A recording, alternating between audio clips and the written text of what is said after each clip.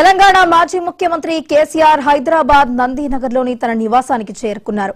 Phone tapping కేసులో మాజీ CM KCR ను సిట్ అధికారులు విచారించనున్నారు. మధ్యాహ్నం 3 గంటలకు నందీనగర్లోని నివాసంలో కేసీఆర్ ను సిట్ అధికారులు విచారించనున్నారు. ఇప్పటికే సిట్ అధికారులు కేసీఆర్ నివాసానికి చేరుకున్నారు.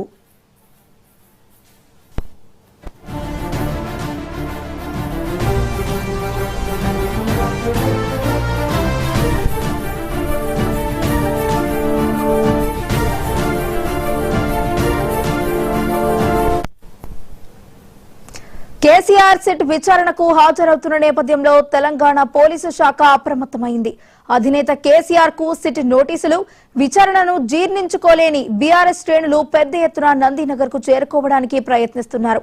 ఈ నేపథ్యంలోనే నందీనగర్లోని కేసీఆర్ నివాసం చుట్టుపక్కల పోలీసులు భారీ బందోబస్తును ఏర్పాటు చేశారు. ఎలాంటి అవాంఛనీయ సంఘటనలు జరగకుండా పోలీసు చర్యలు చేపట్టారు. కేసీఆర్ నివాసానికి నాయకులెవ్వరినీ కూడా పోలీసులు అనుమతించడం లేదు. కేసీఆర్ నివాసానికి వెళ్లడానికి ప్రయత్నించిన మాజీ మంత్రి తలసాని శ్రీనివాస్ యాదవ్ ను పోలీసులు అడ్డుకున్నారు.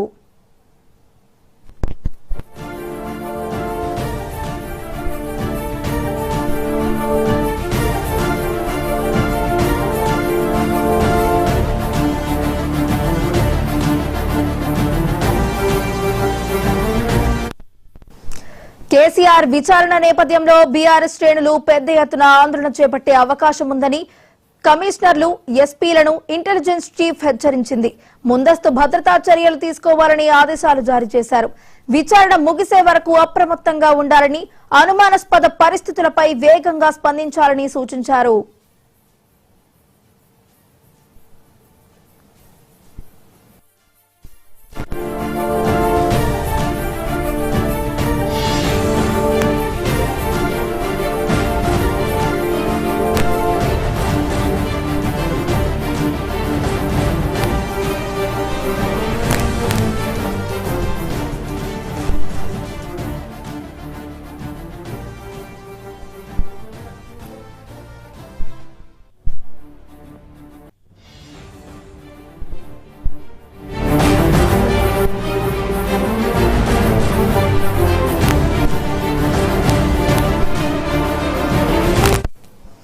Nandinagar, Basavatarakam, rotary, Agrasen junction, NTR Bhavan, road number 12 ప్రాంతాల్లో వాహనాల రాకపోకలపై ఆంక్షలు విధించినట్లు ట్రాఫిక్ పోలీసులు తెలిపారు. వాహనాలను నిలిపివేయడం లేదా మళ్లించడం జరుగుతుందని వివరించారు. ప్రయాణికులు ప్రత్యామ్నాయ మార్గాలు వినియోగించుకోవాలంటూ సూచించారు.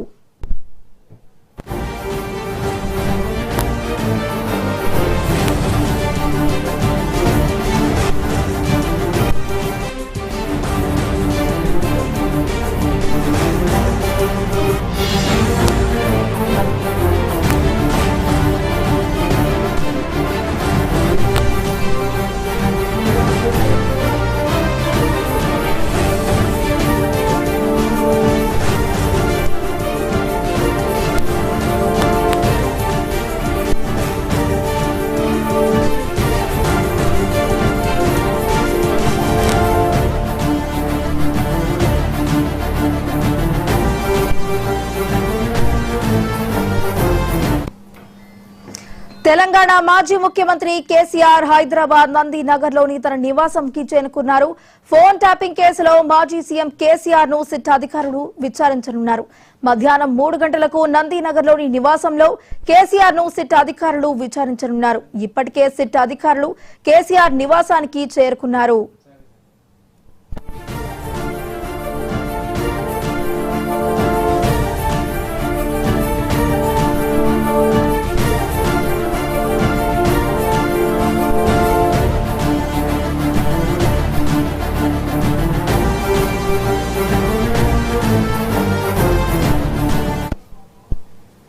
కేసీఆర్ సిట్ విచారణకు హాజరవుతున్న నేపథ్యంలో తెలంగాణ పోలీసు శాఖ అప్రమత్తమైంది. అధినేత కేసీఆర్ కు సిట్ నోటీసులు, విచారణను జీర్ణించుకోలేని బీఆర్ఎస్ శ్రేణులు పెద్ద ఎత్తున నందీనగర్ కు చేరుకోవడానికి ప్రయత్నిస్తున్నారు. ఈ నేపథ్యంలోనే నందీనగర్లోని కేసీఆర్ నివాసం చుట్టుపక్కల పోలీసులు భారీ బందోబస్తును ఏర్పాటు చేశారు. ఎలాంటి అవాంఛనీయ సంఘటనలు జరగకుండా పోలీసు చర్యలు చేపట్టారు. కేసీఆర్ నివాసానికి నాయకులెవ్వరూ కూడా పోలీసు అనుమతించడం లేదు. కేసీఆర్ నివాసానికి వెళ్లడానికి ప్రయత్నించిన మాజీ మంత్రి తలసాని శ్రీనివాస్ యాదవ్ ను పోలీసులు అడ్డుకున్నారు.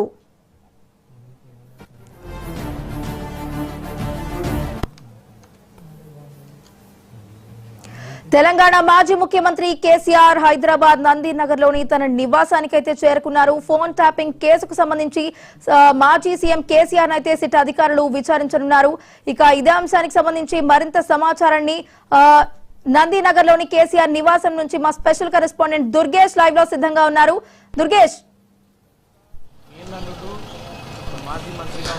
తెలంగాణ రాష్ట్రం సంచలనం రేపిన పోర్ట్ ట్యాంక్ వ్యవహారంలో ఈ రోజు కీలక దశకు చేర్చేందుకు సిట్టు అధికారులు దూకుడు పెంచని చెప్పొచ్చు. ఆల్రెడీ బీఆర్ఎస్ పార్టీ నేతలు ముఖ్య నేతలు అయిన వారిని కూడా తరువైన నోటీసులు జారీ చేసిన గతం నుంచి చెప్తున్న పరిస్థితి. అంతకుముందు కూడా హరీష్ రావును విచారించారు, అదేవిధంగా కేటీఆర్ విచారించారు, సంతోష్ రావును విచారించారు. ఇప్పుడు తరువాయిగా చూసుకున్నట్టయితే కేటీఆర్తో పాటు ఉన్నటువంటి కేసీఆర్ మాజీ ముఖ్యమంత్రిని కూడా తను విచారించేందుకు 160 సిఆర్పీసీ నోటీసులు జారీ చేసిన నేపథ్యంలోనే తనకు ఆల్రెడీ ముందుగా నోటీస్ జారీ చేసినప్పుడు తనకు ఎర్రవల్లికి రావాలని తను మళ్ళీ రిప్లై ఇచ్చిన నేపథ్యంలో తిరిగి మళ్ళీ లీగల్ ఒపీనియన్ తీసుకున్నట్టు అక్కడ పోలీసు కానివ్వండి, మరో పక్కన కూడా కేసీఆర్ కూడా తన లీగల్ పార్టీకి సంబంధించిన లీగల్ ఒపీనియన్ తీసుకున్న నేపథ్యంలో మరొకసారి ఇంటికి నోటీసులు ఇచ్చిన నేపథ్యంలో కూడా ఇక్కడ వస్తాను అని చెప్పేసి వాళ్ళ న్యాయ నిపుణులతో చర్చించిన తర్వాత ఖచ్చితంగా నందీనగర్కి వచ్చి విచారణకు నేను సహకరిస్తాను, విచారణలో ఏది మీరు అడిగినప్పటికీ వాటింటికి నేను సమాధానాలు చెప్తానని చెప్పేసి కేసీఆర్ లేఖలో పేర్కొన్న నేపథ్యంలో ఇవాళ ఎట్టకేళ్లకు మధ్యాహ్నం 1 గంట కూడా తన నివాసానికి చేరుకోవడం జరిగింది. అదేవిధంగా సిట్టు అధికారులు ఎవరైతే ఉన్నారో మొత్తం 5 మంది బృందం సంబంధించిన సిట్లో ఉన్నటువంటి 5 మంది అధికారులు ఎవరైతే ఉన్నారో దీంట్లో విజయ్ కుమార్ కానివ్వండి, రవీందర్ రెడ్డి కానీ వీళ్ళందరూ కూడా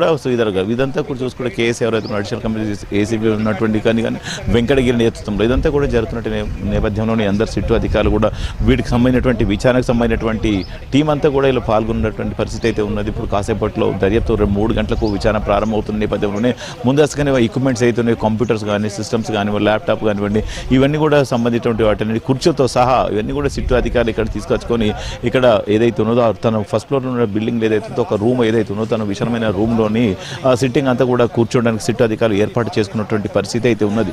ఇదంతా కూడా ఎటువంటి ఇబ్బందులు లేకుండా కూడా తగిన జాగ్రత్త మొత్తం మీద నిన్నటి కేసీఆర్ వస్తున్నాడు అనే నేపథ్యంలోనే మొత్తం భారీ భద్రత ఏర్పాటు చేసినటువంటి పరిస్థితి అయితే ఉన్నది. ఎందుకంటే పోలీసులు మాత్రం ఎక్కడికక్కడ కట్టడి చేసినటువంటి పరిస్థితి. ఎందుకంటే తెలంగాణ రాష్ట్ర వ్యాప్తంగా ఉన్నటువంటి కార్యకర్తలందరూ కూడా బీఆర్ఎస్ పార్టీ శ్రేణులందరూ కూడా పిలుపునివ్వడం, నిరసనలు చేయాలి, నిరసన వ్యక్తం చేయాలని చెప్పేసి పిలుపు ఇచ్చినటువంటి నేపథ్యంలోనే ఇంటికి వచ్చేందుకు ప్రయత్నం చేసినటువంటి పరిస్థితి అయితే చూసాం. కానీ ఎక్కడికక్కడ పోలీసులు కూడా కట్టడి చేసినటువంటి పరిస్థితి అయితే ఉన్నది. ఎందుకంటే ఉదయం నుంచి కూడా ఇప్పటివరకు కూడా ఈ యొక్క నందీనగర్ పరిసర ప్రాంతాలన్నీ కూడా పోలీసు గుప్పెట్లోకి వెళ్ళిపోయినాయని కూడా చెప్పుకోవాలి. పోలీసులు ఎక్కడికక్కడ కట్టడి చేసి మొత్తం ఎక్కడికక్కడ మొత్తం అక్కడ ఇంటికి నివాసానికి ఏదైనా నందీనగర్కి వస్తున్న ప్రాంతాలు ఏదైతుందో ఒక నందీనగర్ బస్ స్టాప్ ఏదైతే ఉందో చివరి బస్ స్టాప్ అంటారు ఇక్కడ కూడా కానివ్వండి, ఆ పక్కన ఉన్నటువంటి ప్లేస్ కానివ్వండి, అదేవిధంగా వెల్ఫేర్ అసోసియేషన్ ఏదైతే ఉందో నందీనగర్ వెల్ఫేర్ అక్కడ ఒక బార్కెట్లు, మళ్ళీ ఇక క్యాన్సర్ హాస్పిటల్ వైపు నుంచి వస్తున్నటువంటి బార్కెట్లు అక్కడ ఏర్పాటు చేయాలి.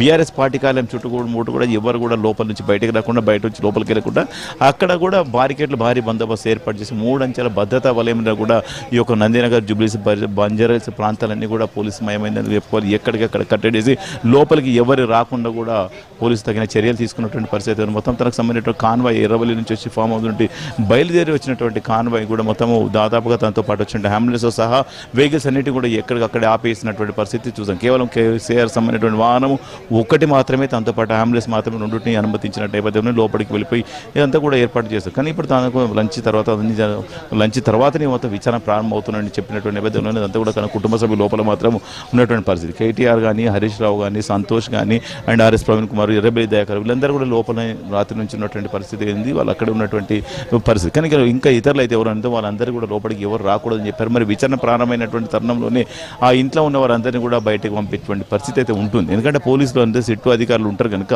ఆ విచారణ చేస్తున్నటువంటి నేపథ్యంలోనే లోపల ఎవరు ఉండకూడదని చెప్పేసి ఆదేశాలు జారీ చేసేటువంటి పరిస్థితి ఉంది. లోపల నుంచి కేవలం కేటీఆర్ మాత్రం ఒక్కడు ఉండేటటువంటి పరిస్థితి ఉంటుంది. కానీ మిగతా ఎవరైతే కుటుంబ సభ్యులు మాత్రమే ఉండాలని క్లియర్గా చెప్తున్నటువంటి పరిస్థితి. కానీ మిగతా వాళ్ళు ఎవరు ఇంట్లో ఉండకూడదని చెప్పినటువంటి పరిస్థితి కనిపిస్తుంది. మరి సిట్ అధికారులు కూడా విచారణ ప్రారంభమైనటువంటి నేపథ్యంలో వాళ్ళందరూ కూడా బయటకు పంపించేటువంటి పరిస్థితి అయితే ఉంది. మొత్తం ఫోన్ టాపింగ్ వ్యవహారం అంతా కూడా అసలు ఎవరు ఆదేశాలతో చేశారు. గతంలో కూడా చూసినటువంటి ప్రణీతరావు కానీ, భుజంగరావు కానీ, తిరుపతి అన్న వీళ్ళందరూ కూడా సిట్టు అధికారులు విచారించినప్పటికీ కూడా కేసీఆర్కి సంబంధించిన ప్రస్తావన వచ్చినటువంటి పరిస్థితి మనం గతంలో చూస్తాం. చూసాము. చాలా సందర్భాలు కూడా ప్రణీతరావు చెప్పినటువంటి మాటలు కానివ్వండి, ప్రభాకర్ రావుకి సంబంధించినటువంటి మాటలు కానివన్నీ కూడా ప్రస్తావన అంచినది. మరి ప్రభాకర్ రావు ఇచ్చినటువంటి స్టేట్మెంట్ ఆధారం కానివ్వండి, లేకుంటే ప్రణీతరావు ఇచ్చినటువంటి భుజంగరావు ఇచ్చినటువంటి ఇవన్నీ ఆధారాలతోనే మరి ఇవాళ సిట్టుకు ముందు హాజరైనటువంటి నేపథ్యంలోనే మరి విచారించినటువంటి పరిస్థితి ఉన్నది.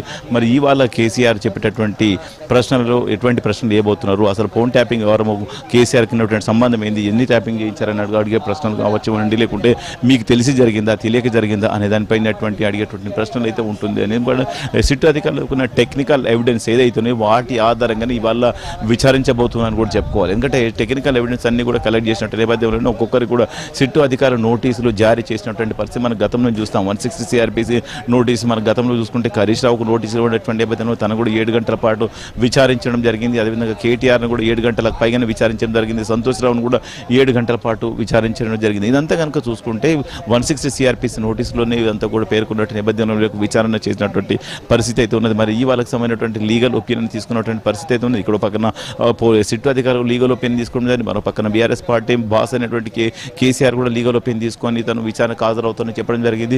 ఇదైనా తన విచారణకు హాజరవుతున్న నేపథ్యంలో తెలంగాణ రాష్ట్ర వ్యాప్తంగా ఉన్నటువంటి బీఆర్ఎస్ కార్యకర్తలందరూ కూడా ఎక్కడికక్కడ కట్టడి చేయాలి, ముట్టడి చేయాలి, నిరసనలు వ్యక్తం చేయాలని చెప్పేసి పిలుపు ఇచ్చినటువంటి నేపథ్యంలోనే పోలీసులు మాత్రం హౌస్ అరెస్ట్ చేశారు. ఎక్కడ ఎవరు కూడా ఈ జుబ్లీహిల్స్ వైపు రాకూడదని ముందస్తుగానే హెచ్చరించిన పరిస్థితి మనం నిన్నటి నుంచి కూడా చూస్తున్నాం. ఇప్పటి వరకు కూడా ఎవరు కార్యకర్తలు ఇటు రావడానికి కూడా ఆస్కారం లేకుండా ఎక్కడికక్కడ కట్టడి చేసి మొత్తం బార్కెట్లు పెట్టి లోపలికి ఎవరు రాకుండా కూడా కేవలం ఎవరైనా వస్తే వాళ్ళకి సంబంధించిన లోకల ఎటు నుంచి వచ్చారు, ఎందుకు వచ్చారు అనేది కూడా సరిగ్గా క్లియర్గా వాళ్ళకి సంబంధించినటువంటి అడ్రస్లు అవన్నీ కూడా కనుక్కొని పంపించినటువంటి పరిస్థితి ఉన్నది. అందుకే లోకల్ ఇక్కడ నివాసం ఉన్నటువంటి వారందరినీ మాత్రమే పంపించినటువంటి పరిస్థితి అయితే ఉన్నది. ఇంకా లోపలికి ఎవరిని పంపట్లేదు, ఎందుకంటే ఇక్కడ ఇబ్బందులు తలెత్తేటువంటి పరిస్థితి ఉంటాయని చెప్పి. ఎందుకంటే వాళ్ళకి ఒక్కరు వచ్చిందంటే చాలా మందికి వస్తే ఇక్కడ ఇన్వెస్టిగేషన్కి ఇబ్బంది తలెత్తేటటువంటి పరిస్థితి ఉంటుంది కనుక ముందస్తుగానే పోలీసులు మాత్రం కట్టడి చేసినటువంటి పరిస్థితి అయితే ఉన్నది. కానీ ఫోన్ ట్యాపింగ్ వ్యవహారం అంతా కూడా చూసుకుంటే దాదాపుగా గతంలో కూడా ప్రభాకర్ రావును విచారించినటువంటి తన దగ్గర ఉన్న పెన్ డ్రైవ్ కానివ్వండి, ప్రణీతరావు దగ్గర ఉన్నటువంటి ల్యాప్టాప్ కానివ్వండి,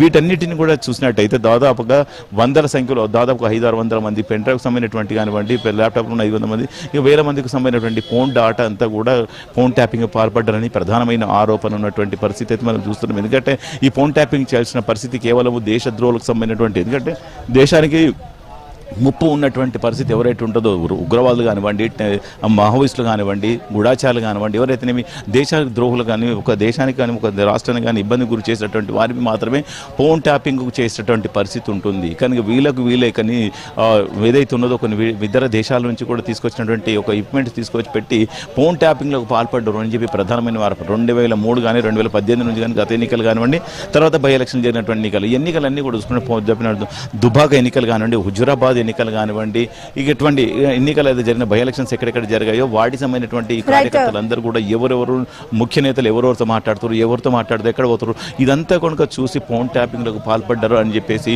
ప్రధానమైనటువంటి ఆరోపణ జరిగినటువంటి నేపథ్యంలోనే మనం చూస్తే ఇప్పుడు కాసేపట్లో విచారణ ప్రారంభం అవుతుంది. విచారణ మొత్తం మరొకసారి కూడా పోలీసులు వచ్చి విచారణ చేస్తుంది. నెక్స్ట్ ఫర్దర్ గా ఇన్వెస్టిగేషన్ ఏ విధంగా ఉండబోతుందో చూడాల్సిన పరిస్థితి ఉంది. Right, thank you Durgesh. Telangana మాజీ ముఖ్యమంత్రి కేసీఆర్ హైదరాబాద్ నందినగర్లోని తన నివాసానికైతే చేరుకున్నారు. ఇటు ఫోన్ ట్యాపింగ్ కేసులో మాజీ సీఎం కేసీఆర్ అయితే సిట్ అధికారులు విచారించబోతున్నారు. ఇక ఇదే అంశానికి సంబంధించి మరింత సమాచారాన్ని ఇటు తెలంగాణ భవన్ నుంచి మా ప్రతినిధి రామ్ నరేష్ లైవ్ లో సిద్ధంగా ఉన్నారు. రామ్ నరేష్, చెప్పండి, అక్కడ తెలంగాణ భవన్ వద్ద పరిస్థితులు ఏ విధంగా ఉన్నాయి? అక్కడ నాయకులు అందరూ కూడా చేరుకున్నట్టు తెలుస్తుంది కదా?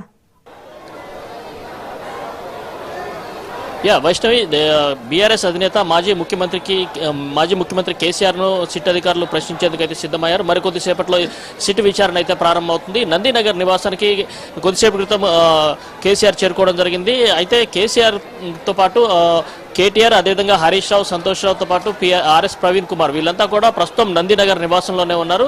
నందినగర్ నివాసంలోని సెకండ్ ఫ్లోర్ లో సిట్ అధికారులు కేసీఆర్ అయితే విచారించేందుకు సిద్ధమవుతున్నారు. దానికి సంబంధించిన ఎక్విప్మెంట్ అంతా కూడా వాళ్ళు సిద్ధం చేసుకున్న పరిస్థితి ఉందని చెప్పుకోవచ్చు. ఫోన్ ట్యాపింగ్ అంశానికి సంబంధించి ఈ రోజు అయితే చాలా కీలక పరిణామం అయితే చోటు చేసుకుందని చెప్పుకోవచ్చు. ఎందుకంటే నిన్న ఎవరైతే సిట్ అధికారులు మొన్న నోటీసులు ఇచ్చిన నేపథ్యంలో నిన్న దానికి కేసీఆర్ రిప్లై ఇవ్వడం జరిగింది. ఏదైతే తనకు రాజ్యాంగంలో ఏదైతే హక్కులు ఉన్నాయో ఆ హక్కులను కాలరాస్తూ కూడా సిట్ అధికారులు మళ్ళీ నోటీసులు ఇచ్చారు. ఏదైతే ఏదైతే తాను కోరుకున్న చోట విచారణ చేపట్టాల్సి ఉన్నప్పటికీ కూడా సిట్ అధికారులు అక్కడ విచారణ చేపట్టకుండా నందినగర్కి రావాలని చెప్పేసి అన్నారు. అయినప్పుడు కూడా చట్టాన్ని గౌరవించే వ్యక్తిగా తాను విచారణకు వస్తా అంటూ కూడా కేసీఆర్ సిట్ అధికారులకు రిప్లై ఇవ్వడం జరిగింది. అదేవిధంగా ఏదైతే సిట్ అధికారులు నందినగర్ నివాసంలో గోడకి నోటీసులు అంటించడానికి కేసీఆర్ అయితే తీవ్రంగా తప్పుపట్టిన పరిస్థితి ఉంది. ఈ అన్ని అంశాల నేపథ్యంలో కేసీఆర్ కి నోటీసులు ఇచ్చిన నేపథ్యంలో ఈ రోజు తెలంగాణ రాష్ట్ర వ్యాప్తంగా కూడా బీఆర్ఎస్ పార్టీ శ్రేణులన్నీ కూడా నిరసనలు చేస్తున్నాయి. రాష్ట్ర వ్యాప్తంగా నిరసన కార్యక్రమాలు, ప్రభుత్వ దిష్టి బొమ్మల దగ్ధం చేస్తున్న కార్యక్రమాలు అయితే కొనసాగుతుందని చెప్పుకోవచ్చు. ఈ నేపథ్యంలో తెలంగాణ భవన్కు పెద్ద సంఖ్యలో కార్యకర్తలు తరలి వచ్చిన పరిస్థితి ఉంది అని చెప్పుకోవచ్చు. కేసీఆర్ కే అనుకూలంగా నినాదాలు చేస్తూ సీఎం రేవంత్ రెడ్డికి వ్యతిరేకంగా పెద్ద ఎత్తున నినాదాలు చేస్తున్న పరిస్థితి. ఇదే అంశానికి సంబంధించి మనతో మాట్లాడడానికి పల్లె రవికుమార్ ఉన్నారు. ఆయనతో మాట్లాడే ప్రయత్నం చేద్దాం. సార్ చెప్పండి, అంటే ఈ రోజు కేసీఆర్ ని మరికొద్దిసేపట్లో సిట్ అధికారులు విచారిస్తున్నారు. మరోవైపు బీఆర్ఎస్ పార్టీకి సంబంధించిన నేతలంతా కూడా పెద్ద ఎత్తున నిరసనలు వ్యక్తం చేస్తున్నారు. ఏ విధంగా చూడాలి దీన్ని? నరేష్ గారు, ఈరోజు కేసీఆర్ గారు ఒక సాధారణ వ్యక్తి కాదు. తెలంగాణ ఉద్యమ సేనాని, రథసారథి, తెలంగాణ రాష్ట్రానికి 9.5 ఏళ్ల పాటు ముఖ్యమంత్రిగా ఉండి తెలంగాణ అస్తిత్వాన్ని ఎత్తిపట్టి దేశంలోనే ఒక అగ్రగామిగా నిలబెట్టినటువంటి నాయకుడు కేసీఆర్ గారు. అటువంటి వ్యక్తి పట్ల, అటువంటి ఒక మహానాయకుడి పట్ల ప్రభుత్వం కానీ, విచారణ అధికారులు కానీ ఏ విధంగా వ్యవహరించాలో వ్యవహరించకుండా చాలా అమానుషంగా, చాలా చిల్లరగా, నీచమైనటువంటి ధోరణితోటి వ్యవహరించినారు.